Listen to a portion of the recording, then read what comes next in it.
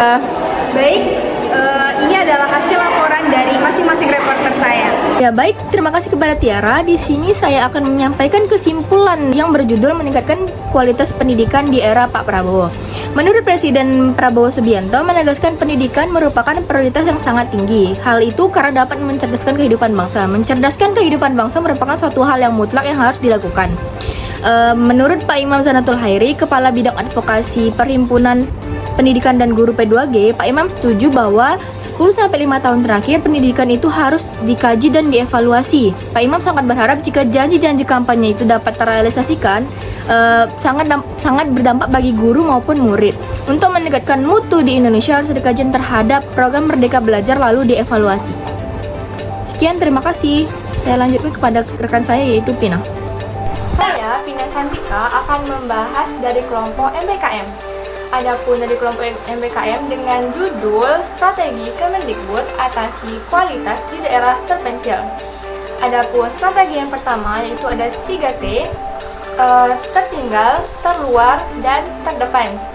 Yaitu artinya Kemendikbud berupaya untuk mentransfer secara langsung dana BOS ke sekolah. Hal ini dilakukan untuk mencegah adanya penyelewengan dana BOS. Yang kedua itu ada platform Ciplah. Ciplah sendiri merupakan toko online yang menjual berbagai macam peralatan sekolah seperti buku, alat tulis, dan masih banyak lagi. Ciplah ini bersifat transparan dan terbuka. Dan yang ketiga ada vokasi revitalisasi pendidikan. Ini untuk SMK maupun politeknik dengan dunia industri. Adapun programnya itu terdapat 2 program. Yang pertama program SMK Pusat Keunggulan, dan yang kedua ada program Fast Track Day 2. Dan yang terakhir ada kebudayaan. Indonesia merupakan negara pertama yang memiliki Indeks Pembangunan Kebudayaan atau bisa kita singkat menjadi IPK. Ini untuk mengatur kemajuan kebudayaan Indonesia. Oke, sekian yang dapat saya sampaikan. Terima kasih. Sekolah tak layak di pedalaman Kupang. Bukti buruknya pendidikan RI. Pentingnya pendidikan yang layak, faktanya di SMP 5 Ambisi Orveto di Kabupaten Nusa Tenggara Timur atau NTT mengalami kekurangan fasilitas pendidikan.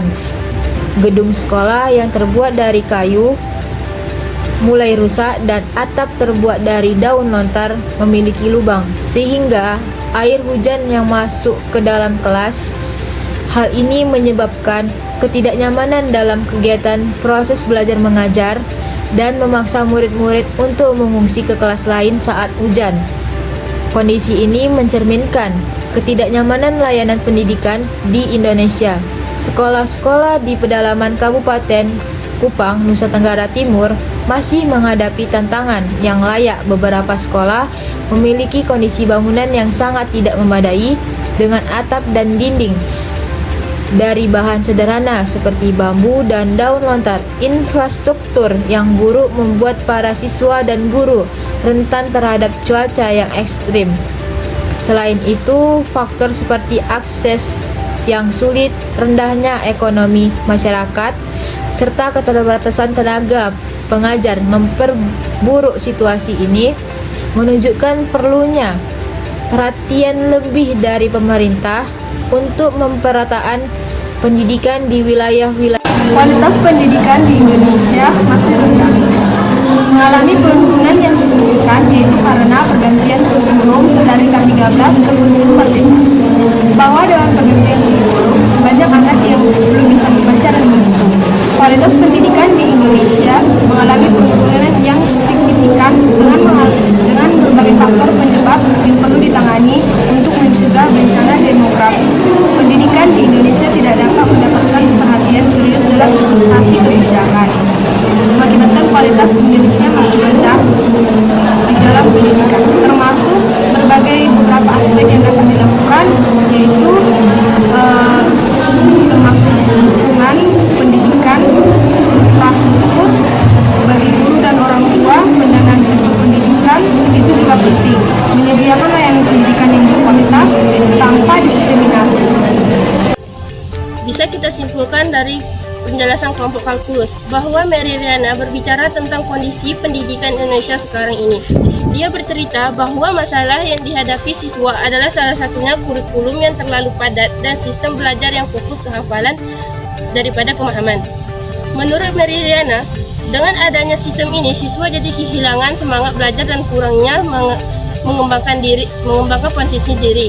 Contohnya, di luar negeri ketika jam pelajaran selesai, mereka menuju guru untuk bertanya walaupun ia tidak bertanya. Tetapi dia mendengarkan pertanyaan dan jawaban yang disampaikan oleh guru tersebut.